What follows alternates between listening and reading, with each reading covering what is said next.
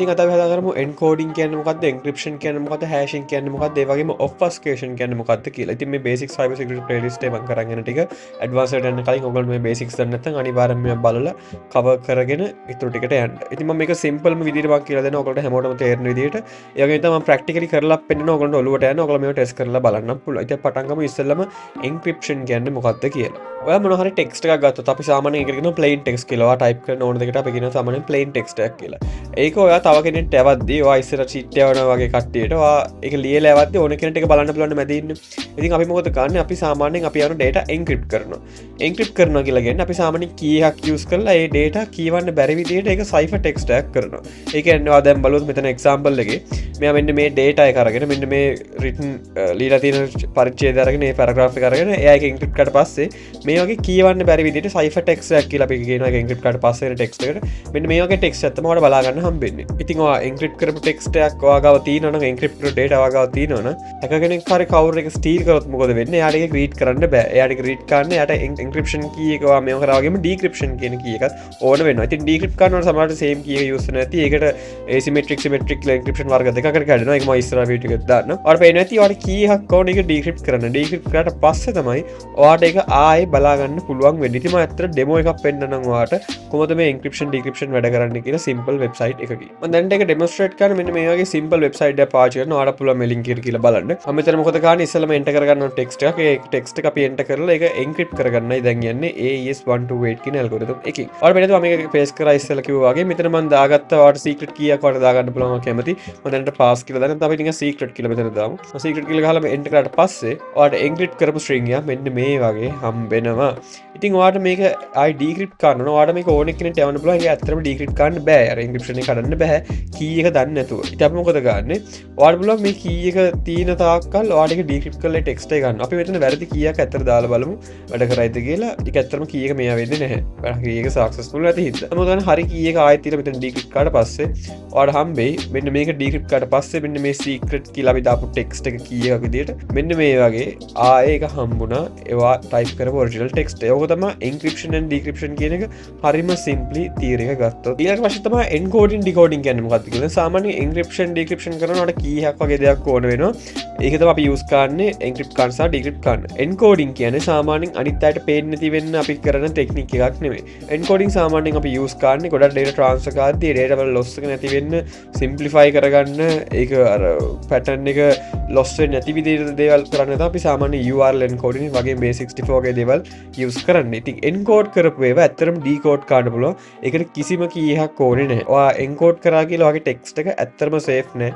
ඒක ඕනේ කියන decode කරන්න පුළුවන්. for example මම මෙතන පෙන්නනවා CyberChef එකට ගිහිල්ලා මම ඉස්සෙල්ලා text එක මම enter කරනවා මේ ප්‍රසිද්ධ algorithm එකක් තියෙනවා base64 කියලා encode කරන අපේ data. මම base64 encode කරාට පස්සේ ඔයාලට පේන්නේ මෙන්න මේ වගේ text එකක් තමයි අපිට output එකට ආවේ. ඉතින් ඔයාලට මේක value බලන්න ඇත්තට මේක කියවන්න බැරි වුණාට මේක encode කරලා තියෙනින්ද ඔයාලට පුළුවන් මේක මම copy කරලා මේක අයින් කරගන්නවා. ඊපස්සේ මේක delete කරලා මම මොකද කරන්නේ මේක decode කරගන්නවා. decode කරන ඇත්තට කිසිම එකක් ඕනේ නැහැ. ඔයාලට පුළුවන් ආයේ from base64 මේව කරලා ඔයාලට ඒක text එක ආයේ ගන්න. මේක තමයි simple ම encoding decoding ගත්තොත් අපි මේකම අපි ඉස්සෙල්ලා කරා වගේ දැන් base64 මම decode කරලා පෙන්නනවා. මම URL encode කරලා පෙන්නනවා. ඔයා දැකලා ඉතින් සාමාන්‍යයෙන් Google search එකක් වගේ දේවල් කරාම ඔයාගේ browser එකේ උඩ යන්නේ ටයිප් කරන එක මෙන්න මේ වගේ URL encode වෙලා. එතකොට සර්වර් එක පැත්තට යද්දි ඒක crash වෙන්න මේ වෙන්නේ නැහැ. ලස්සනට ඒක decode කරලා use කරන. ඉතින් ඕක තමයි basicම theory එක encoding decoding කියන්නේ. hashing කියන කතාව ගත්තම ඇත්තට මේක පොඩ්ඩක් වෙනස්. hashing කියන්නේ ඔයාට ඒක ඇත්තටම reverse කරන්න බෑ. ඔයා මොන හරි ඔයා passwords එහෙම store කරනවා නම් ගොඩක් වෙලාවට passwords එහෙම අපි use කරන්නේ store කරන්නේ hash කරලා. එතකොට මොකද වෙන්නේ? ඔයා for example password එක ඔයාගේ password 123 නම් ඔයා ඒක hash කරාට පස්සේ hashing algorithm එකෙන් ඔයාට ඒකයි reverse කරන්න බෑ. එතකොට passwords leak වුණා කියලා ඔයාට ඒක ආයි reverse කරලා password 123 කියලා ගන්න බෑ. encryption decryption වගේ key එකකින්වත් encoding decoding වගේ algorithm එකකින්වත් ඔයාට ඒක කරන්න බෑ. ඔයාට මොකද කරන්න පුළුවන්? ඔයාගේ plain text එක ඔයාලට දෙන්න පුළුවන් hashing algorithm එක දුන්නාට පස්සේ ඒක hash text එකක් විදිහට convert වෙනවා. ඉතින් අපි ඒකත් කරලා බලමු. ඔයගොල්ලෝ පෙන්නන්නේ මේ subscribe කියන word එක hash කරාට පස්සේ මොන වගේ තියෙන්නේ. ඉතින් අපි use කරන ප්‍රසිද්ධම weakම hashing algorithm එක තමයි MD5 කියලා කියන්නේ. ඔයාලට කීක type එකේ hashing use වෙයි. සයිබර් සිකියුරිටි ෆීල්ඩ් එකට ආවට පස්සේ බත් දැනට MD5 කරලා මේක පෙන්නන්න. ඔයාලට පේන්නේ මම මේක MD5 කරාට පස්සේ මෙන්න මේ වගේ හැෂ් එකක් තමයි අපිට ආවේ. මේ subscribe කියන එක hashing algorithm එකට දාලා එළියට ගත්තට පස්සේ එන output එක මෙන්න මේක. මේක ඔයාට කවදාවත් reverse කරන්න බෑ. මේක ඔයාට ආයි subscribe කියලා convert කරන්න බෑ decrypt කරලා වගේ අපි ඉස්සෙල්ලා කරා වගේ. ඉතින් ඔයාට ප්‍රශ්නයක් ඇති කොහොමද එන අපි මේක use කරන්න කියලා. අපි මම ඊට වෙනම වීඩියෝ දාන password tracking වල hash tracking වල ඉස්සරහට අපි සාමාන්‍යයෙන් ගන්න rainbow table කියලා tags එක dictionary tags කියලා දෙනවා. ඒව කරලා මේ වගේ similar words අරගෙන ඒවා හැෂස් වලට මේ කරලා කන්වර්ට් කරලා ඒවා ටේබල්ස් වල තියන් ඉන්නවා රේන්බෝ ටේබල්ස් කියලා. එතකොට for example දැන් MD5 matching මට හැෂ් එකක් හම්බුනොත් මේ වගේම මට කියන්න පුළුවන් මේක subscribe ම තමයි කියලා. අන්න ඒ වගේ සිමිලර් මේකක් තමයි මෙතන වෙන්නේ. මේක ඔන්ලයින් කරලා පෙන්නනම් Crackstation කියලා tool එකකින්. ඔයාලට පුළුවන් Crackstation කියලා එන්ටර් ගන්න. බලමු Crackstation එක මේව කරලා කොහොමද මේ හැෂ් එක කොහොමද තියෙන්නේ කියලා. මම crack hashes කාට පස්සේ ඔයාලට හම්බෙයි ඒගොල්ලෝගේ database එකේ තිබ්බ මෙන්න මේ හැෂ් එකට value එකක් තියෙනවා subscribe කියලා. අපිට ඒක use කරලා identify කරන්න පුළුවන් මේකේ value එක subscribe කියලා. හැබැයි ඔයා හිතන්න මෙතන custom ඒ කියන්නේ මේ වගේ simple එකක් නැතුව අමාරුවක් තියෙනවා කියලා. for example මම මේ වගේ random word එකක් ගන්න එක hash එක තමයි මෙන්න මේක. ඔයාට මේක reverse කරන්න මේගොල්ලෝගේ database එක අනිවාර්යෙන් තියෙනවා. ඉතින් මම ඒක ආයෙ පොඩ්ඩක් paste කරලා මම පෙන්නන්න. මේක ඇත්තටම කරන්න බෑ. ඔයාට පේන්නේ නැති ඒ hash එක මේගොල්ලෝගේ database එකේ නෑ. ඒ නිසා not found කියලා ආවා. මම ඔයාලට කියන්න හැදුවේ මෙතන ඔයාලට decrypt කරනවත් decode කරනවත් මොකුත් බෑ. hashing කියන කතාවදී සම්පූර්ණයෙන් මේක වෙනස්. මම ඉස්සෙල්ලා කිව්වා වගේ ඔයා දෙයක් hash කාට පස්සේ එකයි reverse කරන්න බෑ. ඕක තමයි hashing කියලා කියන අපි ගොඩක් ඔය use වෙන්නේ passwords වගේ දේවල් store කරගන්න. එතකොට ඔයාට ප්‍රශ්නයක් ඇති කොහොමද passwords වගේ දේවල් store කරලා මේක use වෙන්නේ මොකද්ද කියලා. for example ඔයා හිතනවා password 1 2 3 කියලා save කරොත් ඔයාගේ password එක මොනවා හරි account එකක store වෙනවා database එකක password 1 2 3 එක මෙන්න මේ වගේ hash එකක් විදියට කරනොත් මෙතින් මේ password 1 2 3 එක MD5 hash එකක් කරලා මෙන්න මේ වගේ තමයි පේන්නේ. එතකොට මොකද වෙන්නේ? ඔයා ආයෙ web application එකට login වෙද්දි ඔයා password 1 2 3 4 5 කියලා ගාපු මේක hash එක වෙනස්. ඔයා 1 2 3 ගහුවම ඔයාගේ hash එක ආයෙ සමානයි. එතකොට එයා server එක පැත්තෙන් බලනවා මේ hashes ටික සමානයිද කියලා.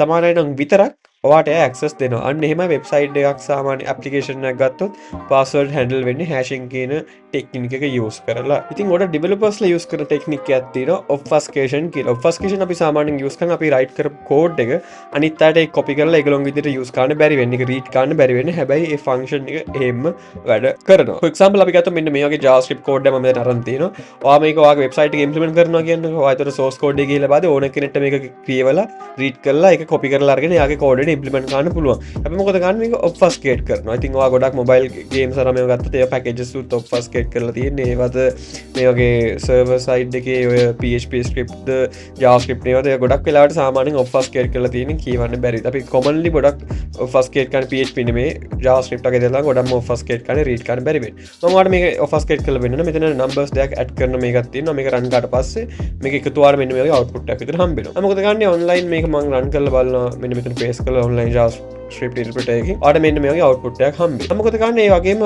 obfuscate එකක් use කරලා මේක obfuscate කරාට පස්සේ මෙන්න මේ වගේ code එකක් තමයි ඔයාලට හම්බෙන්නේ. ඉතින් මේ function මේකෙනින් වැඩ කරන output එක තමයි මෙතනින් උත් ඇත්තටම වෙන්නේ. ඔයාලට මේක ඇත්තටම කියවන්න බෑ. ඕක තමයි obfuscation කියලා ඇත්තටම අපි කියන්නේ.